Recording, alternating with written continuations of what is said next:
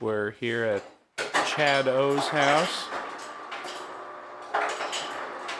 Are you really? You don't want to say it alone? What? Well, I mean, I was just filling time, you Just know. act like there's nobody in the audience. What? Oh, I didn't know. Yeah. I don't know what's going on out in the world. You're live, man. Yeah. Hey. You're live. Welcome to the ATX Comedy Report. Yes, sir. Did you see that glass there? What that's from? This is from the Tempe Improv. Yeah, we used to Tempe, Arizona. we used to get a lot of bottomless iced teas in those. Nice. Heck yeah. There you go. So most of our glassware is either improv or stand up live, and we've broken so many of them, and we still have a lot. Okay. Well, would they let you keep them? Yeah. You just sneak them out? No. They actually give you a clean one to take home. Okay. When you buy the deal. Okay, yeah. So that's cool. we went there a lot. Right, lots of bottomless iced tea. They're responsible for plenty of your urination between the ages of 26 and whatnot. No, we used to go to the comedy clubs all the time, man. Mm-hmm. Yeah, that's the thing that Brian said about me. You know, I maybe just started stand up. Band? Swinehart. Uh-huh. When he came in, we were talking, and he's like, I was like, man, I've only been doing this for a couple of weeks or whatever at the time, and but I feel like I've been doing it forever. Mm-hmm. Because you've been a student of comedy forever. You know, always been going to the, you've always been there. You just never did it. So I think that's a big part of being a comedian is knowing what other stand up is. Oh yeah, and knowing the culture among stand-up comedians. Yeah. So getting to if you want to be in comedy, definitely watch comedy. That's a main thing. Sure. You know, don't just think you're funny because you're in the office, but look at what other stand-up comedians are actually doing, putting the work in. Right, and then that also helps you understand like more where your territory is. You know, where you might be like kind of encroaching on ideas that others have already explored. Yeah, because that is part of it too. Yeah. You know, expanding where others have opened the door for sure. Mm-hmm. You want to hit this? Sure. All right, we got gladly indulge in some CBD. Yeah, CBD. Oh, I forgot to check your page. It says you're live right here. Look at that. And we're off center just a little bit, but okay. I'll fix that. Let's see here. Do I need to lean one way or the other for the moment? No, let's see here. Let me see if I can fix it ourselves. So. Yeah. There's that. We're slow getting started today, so everybody who's watching, I appreciate you watching us. Not of this mundo, and hello. Yeah, welcome. Yeah, I recognize that handle. All right, let me go ahead and center mine. Actually, if you can turn mine a little bit to this way. Yeah, I think so. Yeah, let's see if that works. Heck yeah! All right, guys. Sorry, we're getting set up here. We're getting our Sunday broadcast started. Oh yeah, we look good there. Yeah, enjoying some water out of a Tempe Improv comedy glass. Yeah, that ice was made right there on the kitchen counter. I got one of those countertop ice makers last night from Amazon. Oh, okay, gotcha. And it works really good because our ice maker in the fridge doesn't work. I thought you were gonna say that ice was made in our very own freezer. No, I got, I got an actual ice maker. Okay, excellent. I thought those were cool. Yeah, no, it's not just a normal freezer ice. No, okay. I had to transfer that from the ice maker to the freezer. Okay, cool. I've never heard of these countertop ice makers. You got to show me how that works. Yeah, you just pour water in the back and it makes ice. It's really cool. Yeah, it's just. But does it have like a little coolant pump or something? Yeah, it does. And there's like 8 little like bars that come down and touch the water, and you can watch the ice just form instantly from it. Okay, gotcha. Then the water drains out from that, and then the little ice cubes fall out. Like this electrical thing. Okay, yeah, it's really cool. All right, heck yeah. Yeah. So that's how ice is made. If anybody didn't know that. That's the only way. Yeah. So welcome to the comedy review here. We talk about how ice is made and formed. Heck yeah. So yeah, man. So this last week, let's see, Kill Tony was back. We had some interesting guests. I can tell you a sad story from it if we want to start there. Maybe a little. Sure, let's start there, and then maybe a little word of hindrance or what caution? Is that? There it is. That's what I'm looking for. A word of caution for those coming out. Okay, so this kid, I'm not gonna mention his name, because I really don't remember it. But he comes in. I don't remember anybody's name. It's not just Yeah. because I hope he doesn't kill But he himself. was one of the people who signed up as a comedian. He comes in from Georgia, flies in, him and his buddy. They're all excited, whatever. They're standing in line. The only way I recognize it, meet him, is because he's two people in front of me, and there's another person in front of them. And I go and talk to that person. So I kind of skip a line, two people. Yeah. But it's a bucket pool, and it's also we have the pre-filled out The waiver thing. the waivers, the permission forms, whatever it is. Yeah. So we can be on camera. So I don't really need to stand in that line anyways, where they would because they're brand Yeah. new in town. So I'm just kind of just bullshitting, talking, Yeah, skipping. you're just talking to your friend. And so they get mad. And Okay. This guy skipped the line, blah, blah, blah. And so I kind of just like make fun of him a little bit and kind of josh with him and, be a comedian with him, know? Sure, Yeah. So I'm just razzing him a little bit. And I end up letting him know that, hey, it's a bucket pull for one. Yeah. You're going to be in this line for a little while. I'm going to be. Did you also say it's like, hey, if it means that much to you, I'll go stand behind you, like no? No, because I was more of an asshole. Okay. I went the See, more asshole approach. That's an interesting thing. 'Cause, But- like, you tend to you remember a few weeks ago when I told you it's like when you were saying like, oh, I was joking with you. It's like, yeah, but you didn't give me any sign that you were joking with. Yeah, I know. So I know you that. were, I am an asshole. For some reason, you default to being unapologetically an asshole when Yeah. you're actually a sweetheart. I am not. I'm an asshole. Well, Don't get me wrong. Okay, no. When I have multiple personalities. You're a good person, when you believe in doing the right thing, I at do. least. Yeah, but I'll be an asshole about it. Yeah, but you like to be an asshole. Like, So- God damn it, Chad. So after we get signed up, the kids come back through, and I offer them some weed. Make up to them like, hey, now you see. I was just joking with That's them. nice. I let them know who it is. So after that, oh yes, sir. So after that, I made friends with them. But at that time, I was not. So after that, I let them go. It was cool. I made up, kind of like what I did with you. I give it time to marinate, and then I'd be cool after. Yeah. I let it sit that I'm an asshole for a minute. Oh, well, I felt like the reason for time delay was so that feelings wouldn't be so hot, like in the moment. Maybe that's what it is too. Kind of let you overthink the situation a bit, and give me some time to think about the situation too. You probably. might be overestimating the amount of real estate you're occupying in their heads. Oh no, during because that this. time. I'll explain this in a second.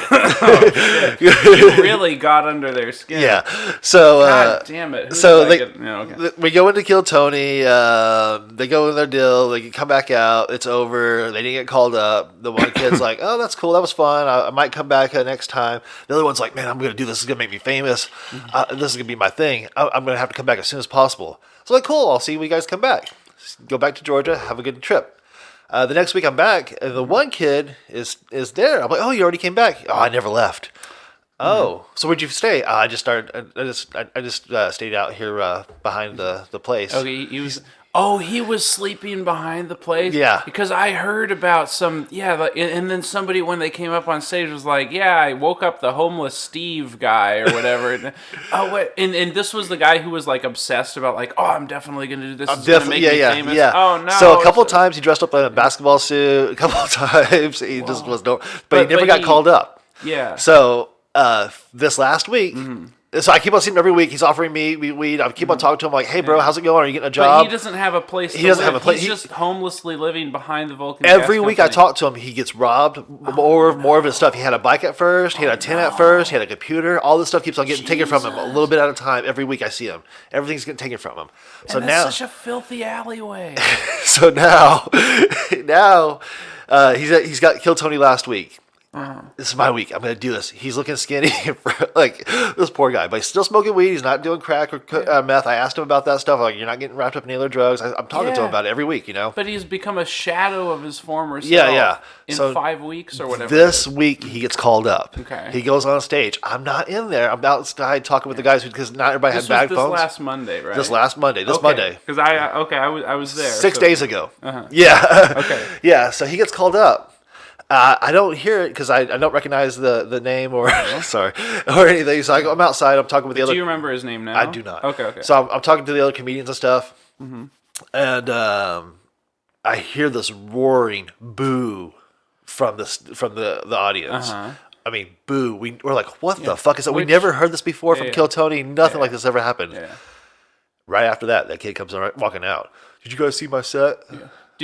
Could you describe him? Because I was there at the show. So he's but I skinny, don't short know- hair. white kid, dark hair, just skinny, average white guy. Like, I'll point him out to you. I'm sure he's in some of my pictures and stuff. Okay. But Yeah. anyways, he Because I'm trying to remember who got booed. in a week everybody will see. Well, I know, but I was actually there, so I'm like, I wanted to try and. I don't know if you were outside with me or not, because was this during the time when like they didn't have enough bags? Right, that's what I was saying. Yeah. Oh, okay, so it was probably then. Yeah, because I had a bag, but I was outside talking to some of the comics that didn't have bags.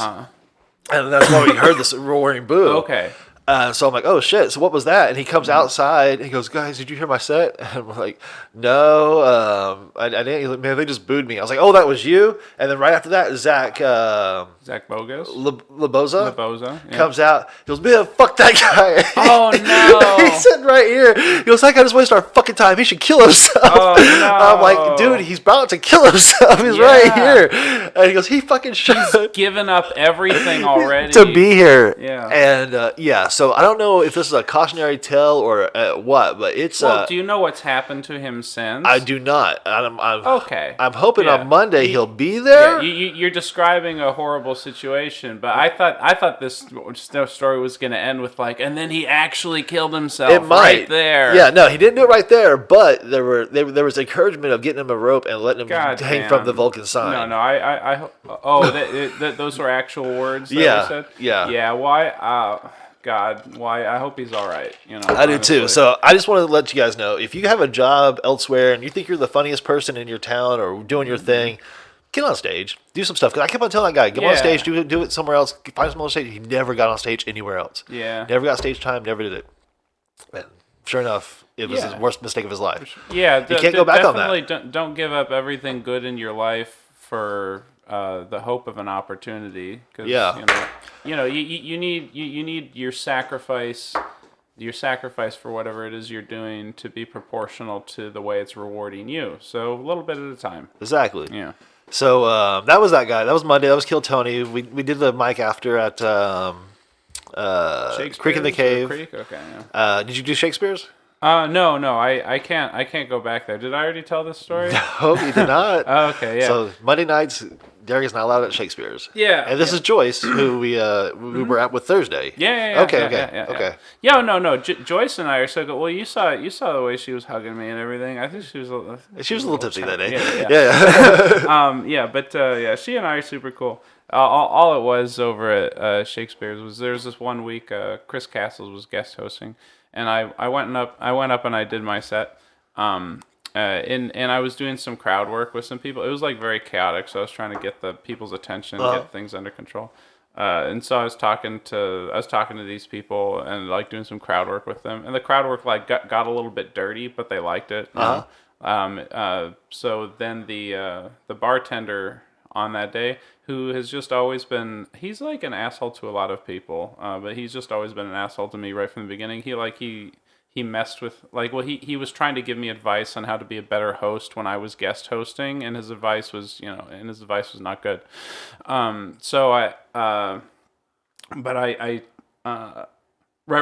He told the management that like I had been like harassing some of the audience or something, or like did something really inappropriate, and then the management told Joyce that I wasn't allowed back. So it was like he just lied to them. Wow. So he got you. So this bartender had a vendetta against you and got you banned. Yeah. Yeah, but also I found that there were better things to do during that time on a Monday night. What do you do? Where else do you own? Now I was hosting. Not to put you on the spot. Sorry. No, it's okay. It's like because it's not the same every week. Like Monday has actually become really a light day. Not that access to the crowd at Shakespeare's would really, improve the prospects there right now. But mostly what I'm trying to do on Mondays now is try and find a new place to host at myself. Yeah. I think that's a good idea. And you're doing pretty good on getting to host stuff going on. We're going to talk about that as we get back to the week. Yeah, thank you. So now Tuesday comes up. What's Tuesday? So I did, you had Lucky Days. Tell us about that. Oh yeah, Lazy Days Coffee Shop. Lazy Days, sorry. Everything's right. Lucky with me right now. Lucky Duck, Lucky. Yeah, sorry. sure. Yeah, no problem. Lazy Days. Lazy Days Coffee Shop. Menchaca. That's Tuesday nights. Give us that address again, because they have a lot of locations. I think 5770 Menchaca. If I have not looked closely at the address before. You But can that's check the one that comes out of my brain. You can check Derek's link tree here on his Instagram page, Derek Dimpfl. Yeah, and, get maybe. that too. Yeah, and the address is probably on the flyer. I don't remember too much about that flyer because I didn't make it. Yeah, but So anyways, Lazy Days. Yeah, and then on Wednesday night. But how's it going, man? It's going. It's been growing, right? Yeah, absolutely. And this last week, I think we had 23 signups, which is the Wow. most we've had. Yeah. And that's pretty good, because most mics cap at 20 signups on those smaller rooms like that, and you're still going on. And Okay. Some places do that. Yeah. Well, so.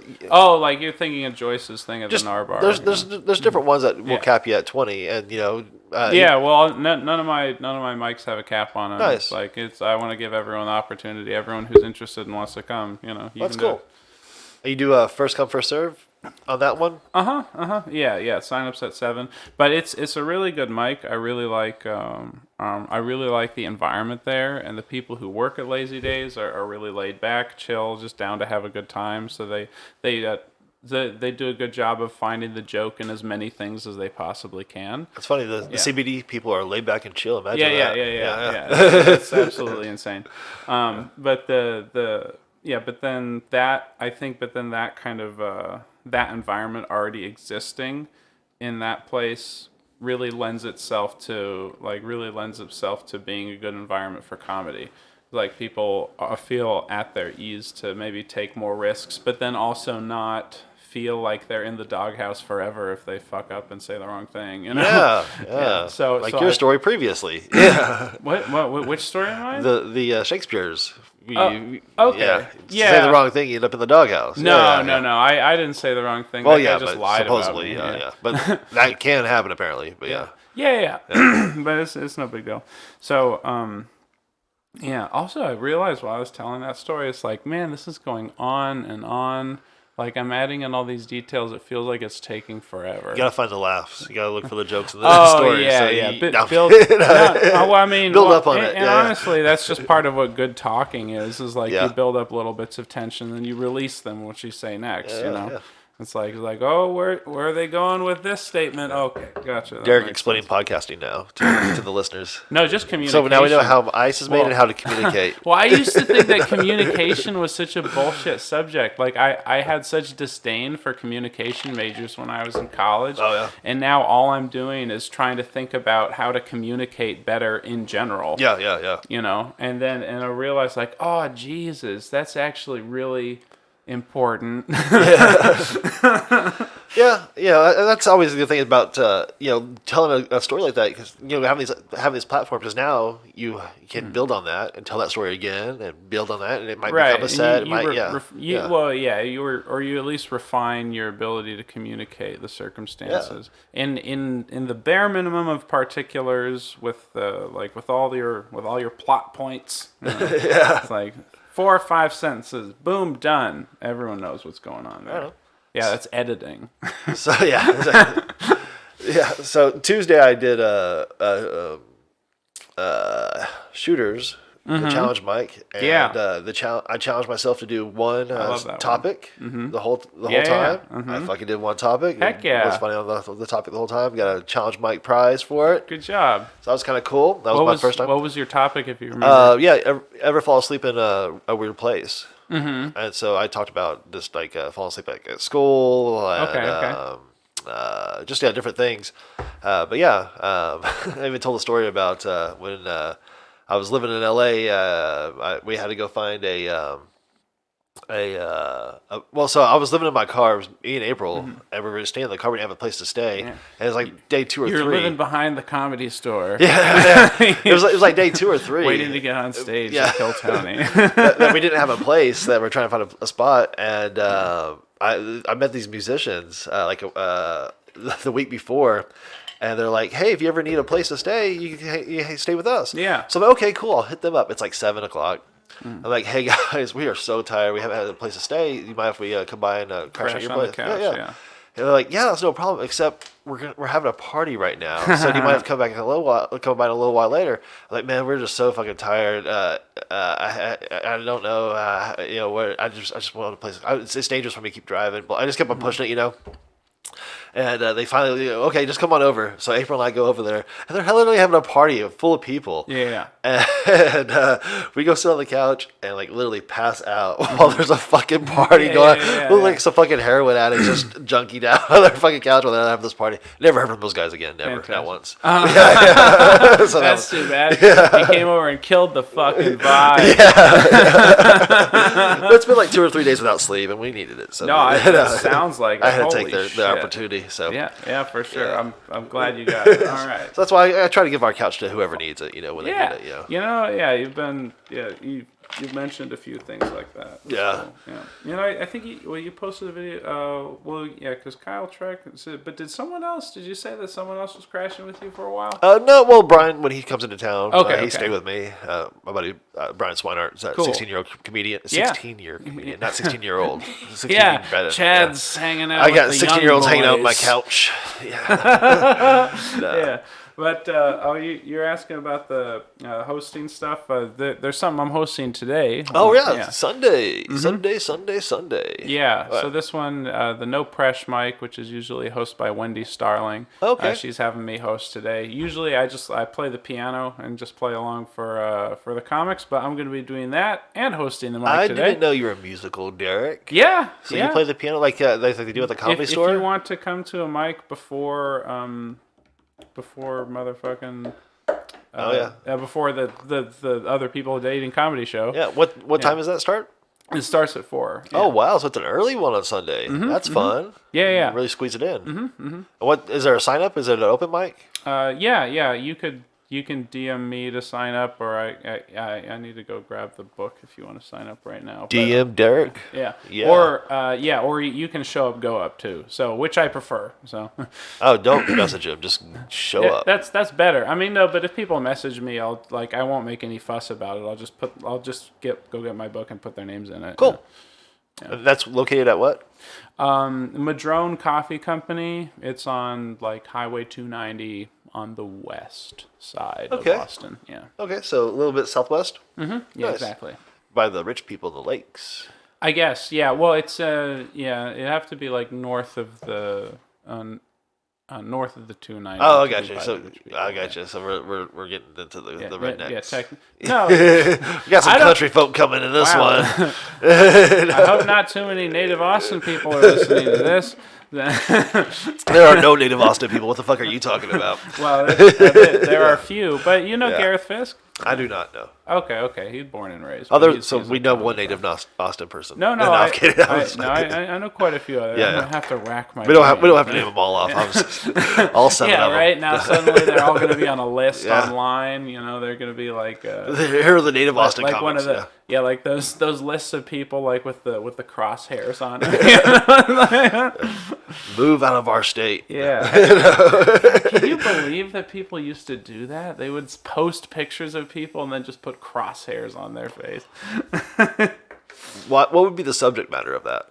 I think there were a few which are with terrorists, Okay. Yeah, which we gotta get. Oh yeah, during the Bush days. Yeah. Okay, I remember those. Yeah. But then also there apparently one of my my piano teacher when I was a teenager, she said that she had contributed some money to a Democratic campaign, and this Republican group had gotten a hold of her name, and so they just did this for all these different names. Holy on this shit! List. And they and they would it was apparently really horrible.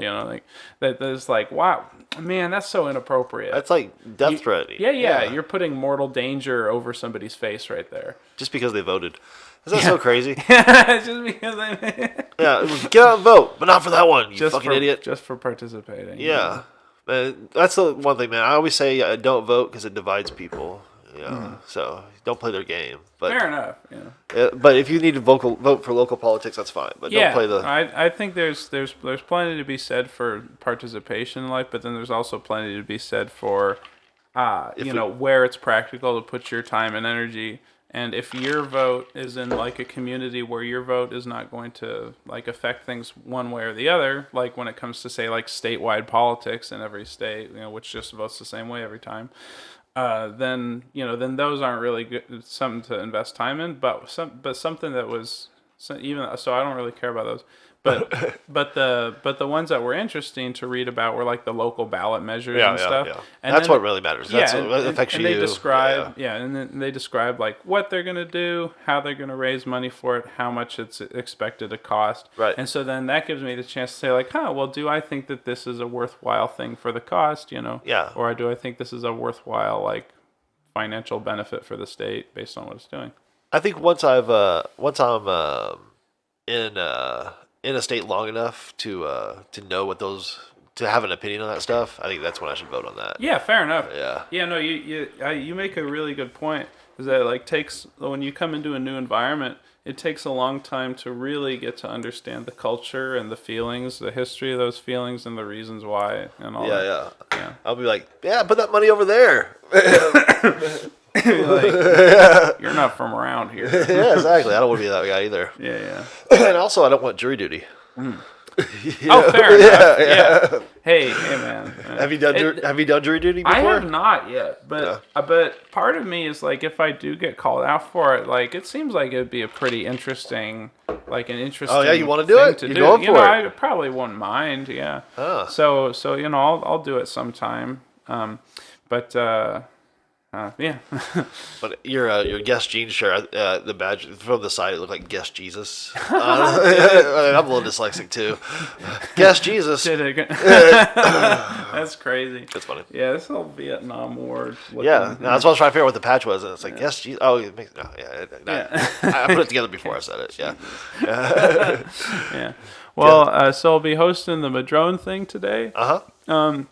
And then also, I want to let people know in a week we have this at Irene's. It's the people at Irene's have been talking with me for the last couple of weeks to iron out all the details and make sure that it all happens. But we got a comedy night there, 7 to 9 p.m. every Sunday, starting on Sunday the 20th. And so, come on out and watch a lot of awesome comics. We're just going to have a good time. Have fun. Awesome, man. So that is at Irene's. And that's the one you've been getting set up. This is your own mic. This is set up now. Yeah, it's a show. Like it's a... Yeah, there's actually... there's actual spots set up. Yeah, exactly. Yeah. The spots are all pre-booked. There's no sign-up. Sorry. Selling tickets? Yeah. How much are tickets, you said? No, they're not selling tickets. Nope. It's just for the people who like come in and dine there. Okay. Yeah, and so it's for the guest of the... Yeah, and the idea is that, if this catches on with the crowd that's already there and people like tell their friends about it or invite their friends out, they're like, okay, well, we're going to go see that next week. And then the idea is that the crowd would grow from there. So nice. Just to do a really high quality comedy showcase for them every week. Yeah. That's good. That sounds fun, man. Mm-hmm. Well, good deal.